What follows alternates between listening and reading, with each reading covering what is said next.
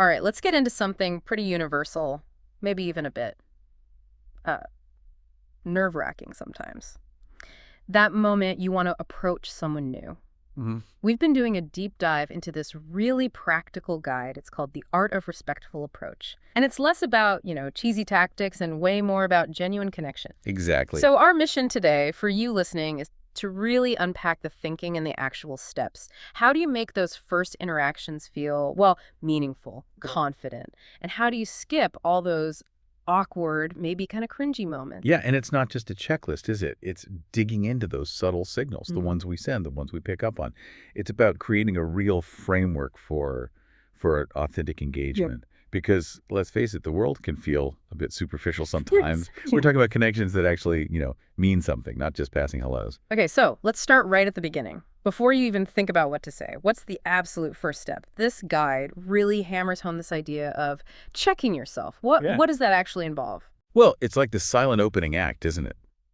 Um, First off, something simple, but Mm-hmm. surprisingly powerful. Yeah. Just being well groomed. Okay. And it's not purely about vanity, it's a strong, non-verbal cue. A bit of social signaling, you could say. When you put a bit of thought into your appearance, it sends this subconscious message. It says, I respect myself, I'm considerate, and I value this potential interaction. Yeah. It's almost like a primal, hey, I'm not a threat, I've got things together signal. Well, But Yeah. is there a risk of going overboard, Yeah. looking too perfect, almost unapproachable? Does that create its own barrier? Oh, that's a really good point, yeah. The aim isn't flawlessness, it's presence being put together. If you overdo it, it can feel like a performance, like you said, Yeah. but inauthentic. Okay. So it's more about showing you made an effort. Not that you're trying to be some airbrushed model. Just look comfortable, approachable, like you care. Yeah. That makes sense. Effort, not perfection. Got it.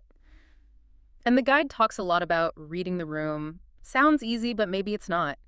It mentions specifically not approaching if someone looks busy or stressed or just plain uninterested. How deep does that go? It's basically social intelligence 101, right? Mm. Tuning into the emotional weather of the space. Emotional weather, I like that. Yeah. And it's more than just seeing someone glance at their watch. We're Right. talking subtle things. Micro expressions, maybe. The way they hold their shoulders, where their gaze is directed.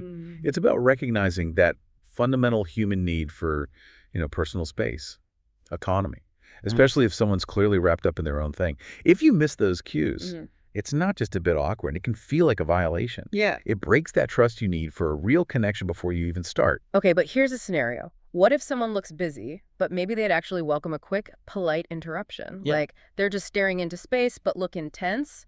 How do you tell the difference? That feels like a tricky judgment call. It is tricky. It's definitely an art, not a science. The guide focuses on the clear signals, someone obviously deep in work, or looking visibly upset. Right, the extremes. Exactly. If it's ambiguous, maybe a very brief glance, a slight hesitant pause near them can, test the waters without intruding. But honestly, if their body language is screaming closed off or they're locked onto something else, the risk of annoying them is probably higher than the chance of a great chat. It sends a message that you weren't really paying attention to them. Okay, lack of empathy right from the start. Precisely. And then there's the foundation for all of this, having good intentions. The guide is really clear. The goal is just to start a conversation. Not to impress, definitely not to pressure. This is so fundamental. It's what separates a genuine attempt to connect from game playing or manipulation. When your only goal is to connect, maybe share a nice moment, people can usually sense that authenticity. It's about real curiosity, not some ulterior motive or needing a specific outcome. We're actually pretty good at spotting fakeness, Mhm. It's probably wired into us for survival. Our internal BS detector, yeah. Totally. Good intentions pave the way. Okay, so you've done the self-check. Grooming, check. Read the room, check. Intentions are good, check. Now, how do you actually, make the approach? Start talking. The guide suggests these really direct, natural openings. Things like, hi, I saw you and just wanted to come say hello. I'm your name. Simple. Mhm. Or even, I noticed your smile. It really made my day. Mind if I introduce myself? Why do those simple lines work so well, apparently? Well, think about it. They're refreshingly honest, aren't they? There's a certain vulnerability in just stating your intention plainly. True, no games. Exactly. No pretense. You're just saying, here's why I walked over. Yeah, Psychologically, that kind of directness can be really disarming. It feels yeah. Oh, it feels real in a world where interactions can sometimes feel a bit staged. It sets a tone of honesty right away. I can see that. It also talks about using the context, the environment. Like if you're in a coffee shop asking, is this your favorite spot? Or maybe you look like you know this place, any recommendations? How does that make it feel less like a cold approach? Oh, context is huge.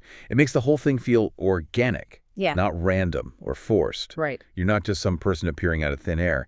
You're connecting over something you both share in that moment, the place, the event, whatever. It builds an instant tiny bridge. A bridge. Yeah. Whether you're at a gig, a bookstore, the gym, Mm-hmm. it lowers the barrier. Yeah. There's an immediate shared reference point. So it feels less risky for both of you, more like a natural extension of just being there. And very importantly, the source says, avoid the cheesy pickup lines. It's pretty blunt. They rarely work unless you're obviously joking. It stresses that authenticity beats cleverness. Yeah, and there's a good reason for that. Authenticity is about being real, right? Yeah. Your inside matches your outside.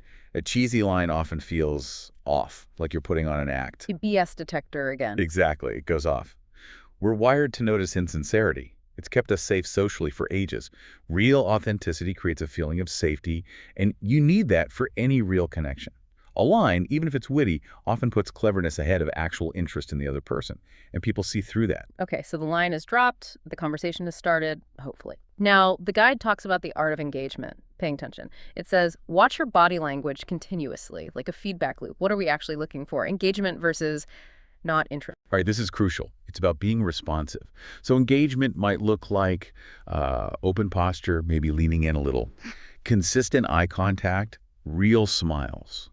Sometimes people even start mirroring your posture without realizing it. Okay. That's a great sign of rapport. Oh, mirroring. Interesting. Yeah. And disinterest, well, it's off the opposite. Turning away, maybe crossing arms, looking down or at their phone a lot. Very short answers. Okay. Minimal eye contact. The monosyllable answers. Exactly. These aren't just random tics. They're signals. They're telling you something important. You need to notice and adjust or maybe, find a polite way out. Ignoring them is just disrespectful, frankly. And it's not just watching, it's listening. Yeah. The guide really hits this point.